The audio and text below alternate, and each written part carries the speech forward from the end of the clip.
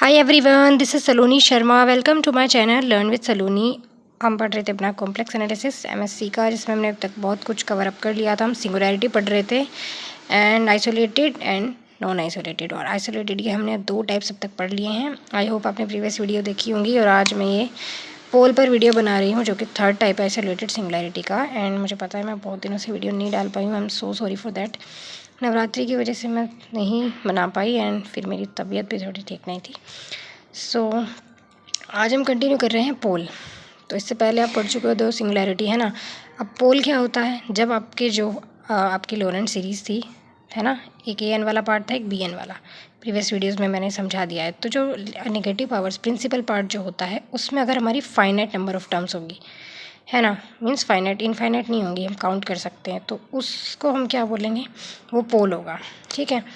अब सपोज़ ये 1 2 3 m terms थी मेरे पास, तो इसको मैं बोलूँगी consist of m number of terms. ठीक है। ये जो सीरीज़ है, अगर इसमें m टर्म्स है तो हम इसको क्या बोलेंगे? z is equal to a said to be a pole of order m। उसका ऑर्डर m होगा जितनी उसमें टर्म्स हैं। एंड अगर मेरे पास m की वैल्यू 1 है, यानी कि एक ही टर्म आएगी अगर नेगेटिव पावर की, तो हम उस पोल को क्या बोलेंगे? सिंपल पोल। ओके। इसके भी एक और डेफिनेशन हम पढ़ेंगे, लेकिन उससे पहले इसके कंट्रास्ट में मैं आपको एग्जांपल बता देती हूँ। देखो, ये आपके 2 एग्जांपल हैं। एफ जेड है मेरे पास sine Z upon Z cube. तो upon Z cube sine Z की सीरीज़ को ओपन करेंगे तो ये आता है मेरे पास Z minus Z cube upon 3 का फैक्टोरियल।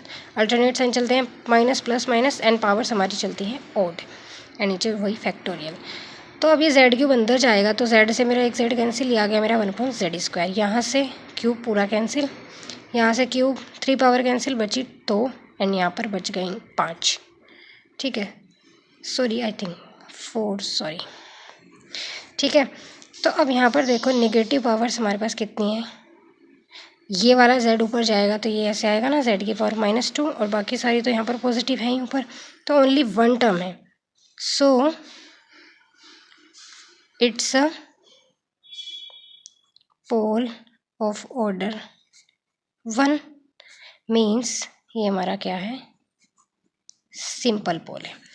अब ऐसा ही आपका सेकंड एग्जांपल है, साइन z माइनस ए। एंगल यहाँ पर क्या है? z माइनस ए, एंड नीचे z माइनस ए की power 4।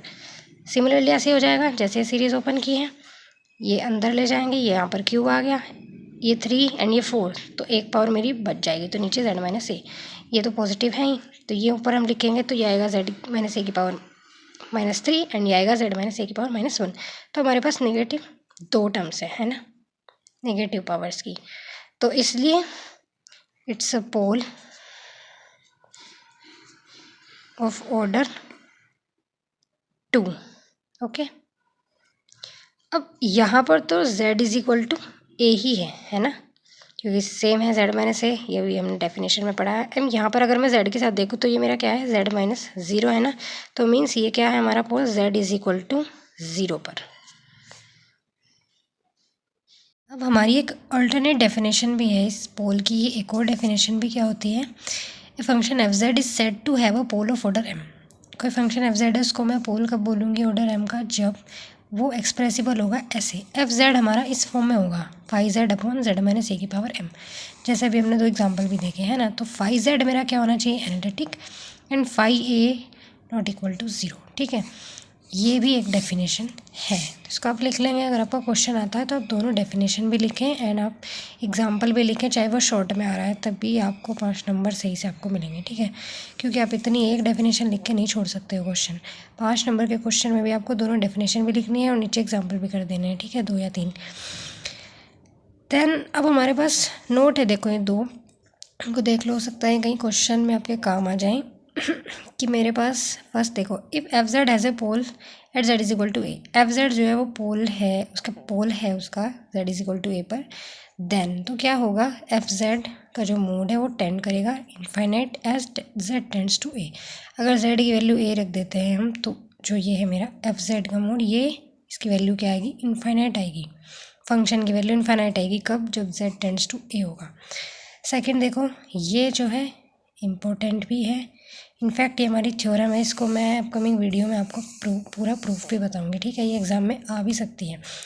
If an analytic function F Z has a pole of order m।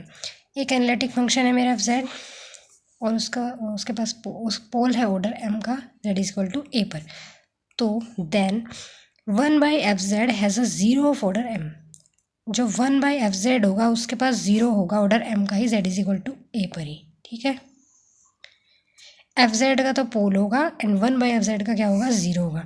And conversely का मीन्स क्या है, मैं इसको अपोजिट करके भी बोल सकती हूँ कि अगर 1/fz के पास has a zero of order m at z equal to a, then अगर ये कंडीशन सेटिस्फाई हो रही है तो ये भी होगी, है ना। नेसेसरी एंड सफिशिएंट दोनों कंडीशन यहाँ पर सेटिस्फाई होंगी। तो ये थ्योरम मैं कोशिश करूँगी नेक्स्ट वीडियो में आपको कवर अप कराने की भी, एंड एक या दो और, वैसे तो ये वाली ज़्यादा इंपॉर्टेंट है, ठीक है। एंड देन कुछ और बेसिक सी डेफिनेशन है शायद अगर इसमें बची हुई हैं तो हम वो भी कवर अप करेंगे, और फिर हम नेक्स्ट टॉपिक पर पहुँचने वाले हैं अपने रेजिड्यू, ठीक है। रेजिड्यू क्या होता है और उससे रिलेटेड आगे थ्योरम्स भी हैं। तो आज की वीडियो में इतना ही। आई होप आपको समझ में आया होगा टॉपिक, एंड नेक्स्ट वीडियो में हम सिंगुलरिटी के भी क्वेश्चंस भी करेंगे गाइस। मुझे लगा था ये कंप्लीट हो गया है बट अभी क्वेश्चंस बाकी हैं, ठीक है। सो सी यू, आज के लिए इतना ही। वीडियो अच्छी लगी तो like, comment, share and subscribe my channel for more. Bye bye.